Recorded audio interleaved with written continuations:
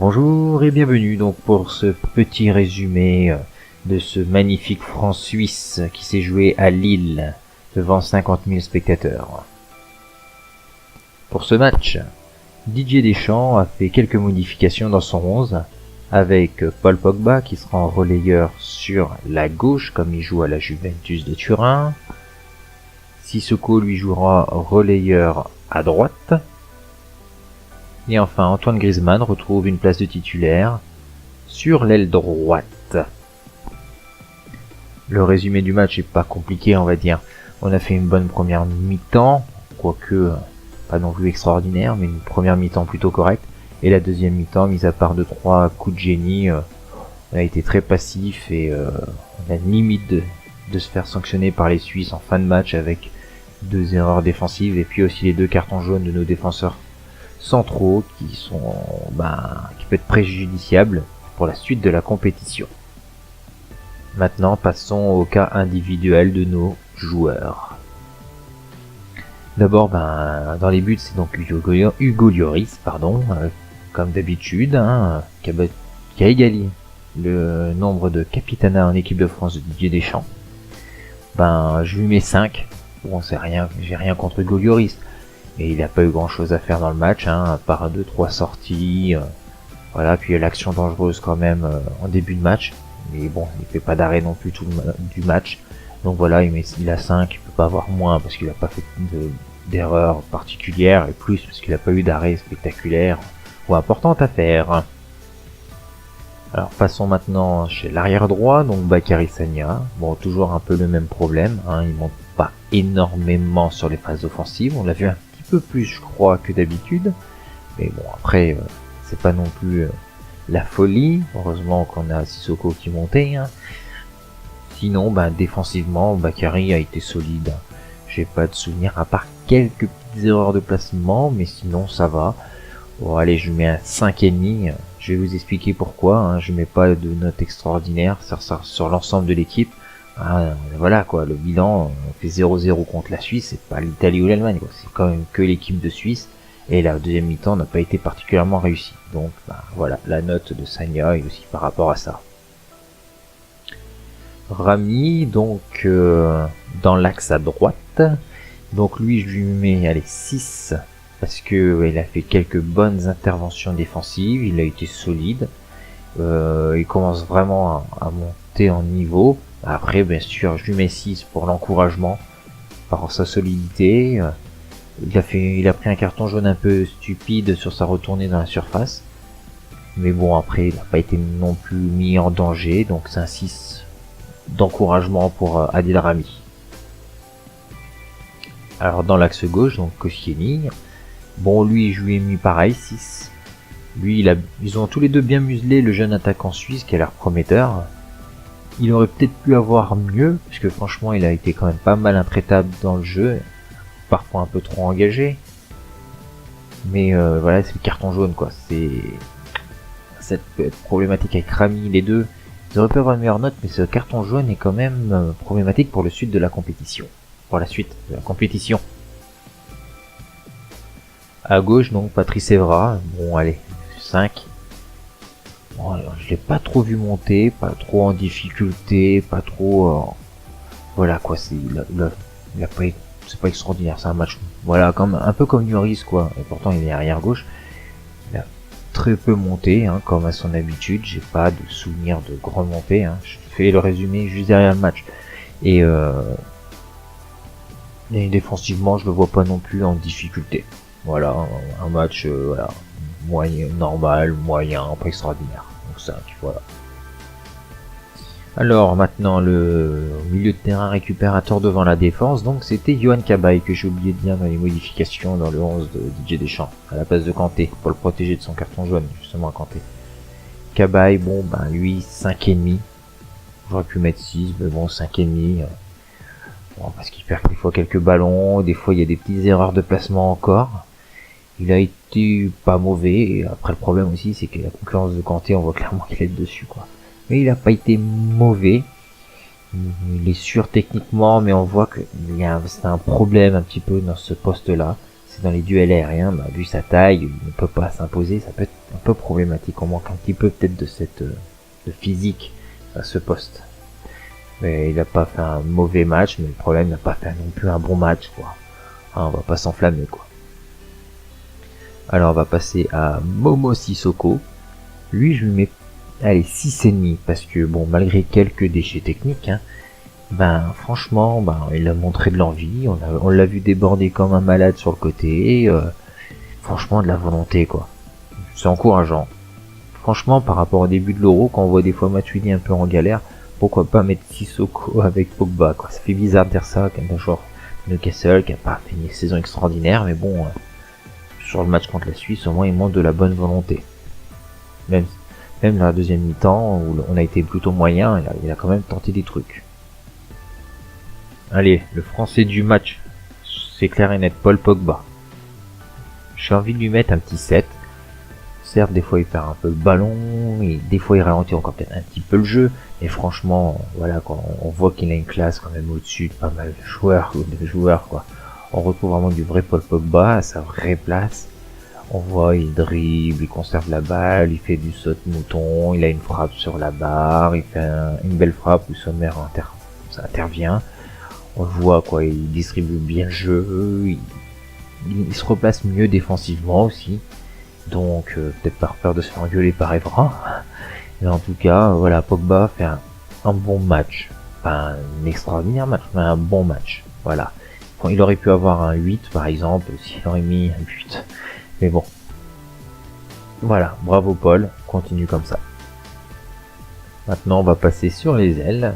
Avec donc à droite Antoine Griezmann. Bon, j'ai envie de dire 5,5, quoi. Pas extraordinaire, hein. Toujours a tendance à aller dans l'axe. Heureusement on a Sissoko qui monte, hein. Mais il a eu la belle frappe là sur en deuxième mi-temps. Je me pose des fois des questions. Est-ce que ce serait pas mieux des fois qu'il joue dans l'axe? Parce que ça fait quand même 2 matchs où on voit qu'il aime bien rentrer dans l'axe quand même. Et bon, heureusement qu'on a les joueurs qui partent sur le côté. Mais ça fait, voilà quoi, c'est problématique. C'est vrai que Giroud est titulaire. C'est vrai qu'on a besoin d'un Giroud par rapport à son jeu de tête et à son physique, mais on sent que Griezmann est plutôt à l'aise avant-centre plutôt que sur le côté droit. Après, il n'a pas fait un match non plus extraordinaire, hein, comme toute l'équipe de France en deuxième mi-temps. Sur l'aile gauche, bon, il a été remplacé, mais il a été mis titulaire en début de match, c'est Kingsley Coman. Moi, je lui mets 6,5. Un peu en dessous de Pogba, mais franchement, il court vite, il est volontaire, il se replaçait défensivement, il revenait soutenir la défense sur le côté gauche. Franchement, rien à dire. Prometteur, rapide, technique, il y va, il centre, franchement. Puis il changeait, il permettait aussi sur les côtés, on voyait des fois à droite et tout. Franchement, un peu moins, on va dire Pogba a joué tout le match, a été quand même plutôt bon sur tout le match. Il aurait pu avoir la même note que Pogba s'il aurait fait tout le match, quoi, à ce niveau-là. Peut-être mieux, hein. C'est-à-dire Pogba, il a des occasions. Là où Coman, franchement, sur le côté, rien à dire. Super boulot défensif, offensif, volontaire.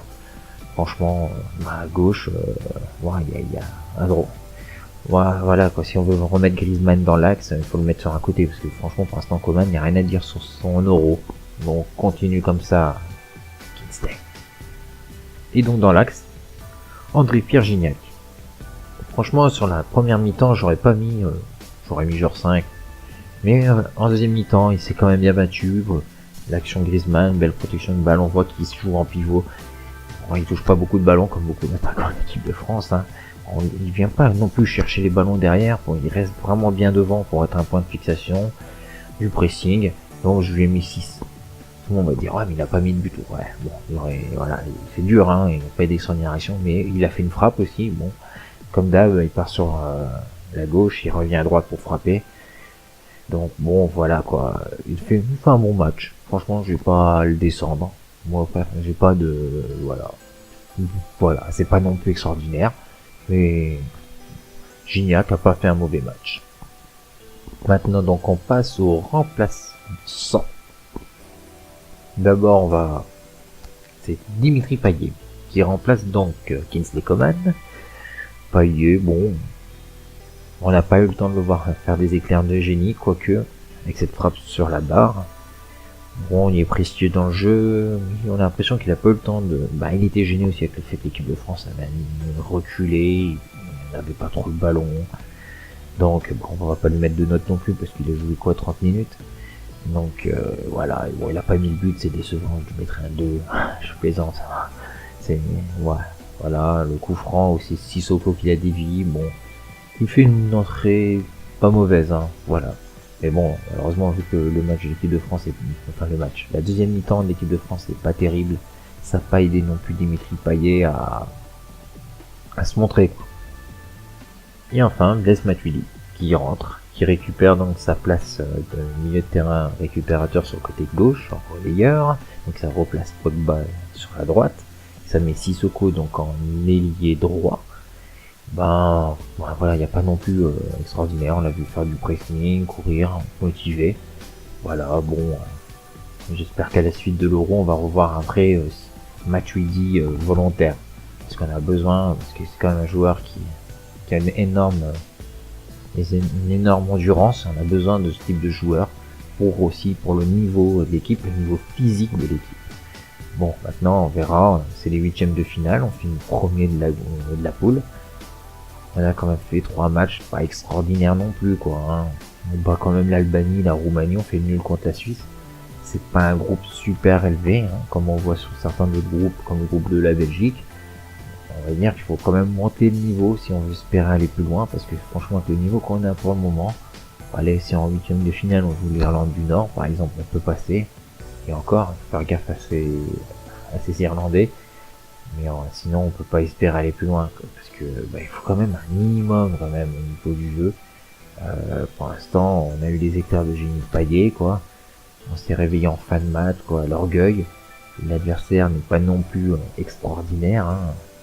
J'ai rien contre la Suisse, l'Albanie ou la Roumanie, mais il faut avouer que voilà, quoi, quand tu vas jouer les quarts de finale contre l'Allemagne, l'Italie, la Belgique, l'Espagne, même tu vois le niveau de jeu de la Croatie, franchement, la rigueur italienne, c'est pas non plus, c'est pas la joie, quoi. C'est bien, on a passé le premier tour, on est premier, mais bon, il va falloir montrer autre chose par la suite, hein, parce que l'Euro, je pense que franchement que le niveau qu'on a là, on s'arrête en quart de finale, sauf en qualification au tir au but, voilà. La demi, franchement, on va pas. Après aussi, l'équipe de France n'a pas un niveau extraordinaire, un peu comme l'Euro qu'on a, parce que franchement le niveau est pas extraordinaire. Ce premier tour de l'Euro, pour l'instant, parce qu'il reste encore les troisièmes journées des autres groupes, c'est vraiment un Euro vraiment décevant, quoi. J'ai du mal à suivre les matchs, à part l'équipe de France, parce que je suis supporter de l'équipe de France, l'équipe de Belgique, parce que j'ai une affection particulière pour cette équipe. Mais franchement, les matchs, c'est pas extraordinaire, quoi. Il y a pas énormément de buts, pas mal de 0-0. J'ai l'impression, déjà, il y a la qualité des terrains qui est mauvaise. Le problème de faire un Euro avec énormément d'équipes, quand t'as des équipes comme l'Albanie, l'Islande et tout, je dis pas que c'est pas des équipes qui valent pas le coup, mais le problème c'est quand il y a trop d'équipes, il y a beaucoup d'équipes qui restent là et derrière à cadenasser, quoi. Ils font 0-0, ils sont contents. Et en plus maintenant qu'il y a cette règle de mettre le meilleur troisième pour des huitièmes de finale, des fautes, il vaut mieux jouer 2 matchs nuls dans les 2 premiers matchs, hein, parce que t'as peut-être déjà 2 points, et après si t'as un accident, si t'en gagnes un, tu peux arriver à 4 points. C'est là que tu peux être dans les meilleurs troisièmes. Et franchement, trop d'équipes, c'est les huitièmes de finale, manque de qualité des pelouses, peut-être aussi la fatigue dans certaines grosses équipes, parce que certaines équipes, il y a des joueurs un peu fatigués. Mais franchement, pour l'instant, le niveau de ce premier tour, c'est pas extraordinaire, hein. Donc, mais quand même, il y a certaines équipes qui ont montré pour l'instant des choses intéressantes. Et nous, la France, pour l'instant, c'est trop juste, quoi. La note d'ensemble, on va dire le résultat, vu qu'on n'a pas gagné 3 matchs, je mettrais quoi, 14 sur 20 pour la note en résultat, parce qu'on a 7 points. Mais après, niveau du jeu, franchement, oui, on met des buts en fin de match, c'est sensationnel et tout. Ouais, bon allez, on fait le premier contre la Roumanie, d'accord, mais là après contre l'Albanie, attendez, c'est l'Albanie quand même, faut pas exagérer non plus, on n'a pas fait une prestation extraordinaire. Et là contre la Suisse, bonne première mi-temps encourageante, mais la deuxième, voilà, quoi. Et le problème, c'est qu'une équipe comme l'équipe de France, on peut pas, si on veut avoir des ambitions, on peut pas se contenter de jouer à ce niveau-là. Donc on va voir la suite des autres groupes pour savoir qui est l'adversaire de la France en huitième de finale. Ça va être intéressant. Et en plus, si jamais une équipe tape une équipe pas extraordinaire, ça reste encore une équipe qui va rester derrière.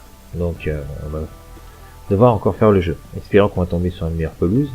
Parce qu'il y en a marre de voir ces Français exister, quoi. Parce qu'on voit sur quelques actions, quand même, ça peut nous donner des opportunités de faire des centres et tout. Et franchement, avec le niveau de l'équipe, des fois, ces glissades, c'est un peu emmerdant parce que ça peut permettre d'avoir une action dangereuse, voire un but. Hein. Mais bon, allez, maintenant on passe à la suite. Je vais faire peut-être un bilan, je sais pas, je verrai avec mon avis, de ce premier tour, hein, avec les qualifiés. Ouais, peut-être faire un promo, un pronostic, un pronostic sur les différents huitièmes de finale.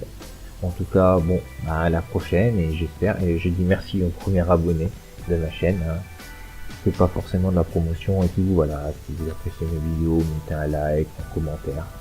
Et voilà, et ce soir, bon, après ce match de l'équipe de France, il est 23h09, et il me reste encore 3 ou 4 heures avant le game set de la NBA. Donc, hâte de voir ce match set entre Cleveland et Golden State. Allez, bonne soirée ou bonne journée à tous.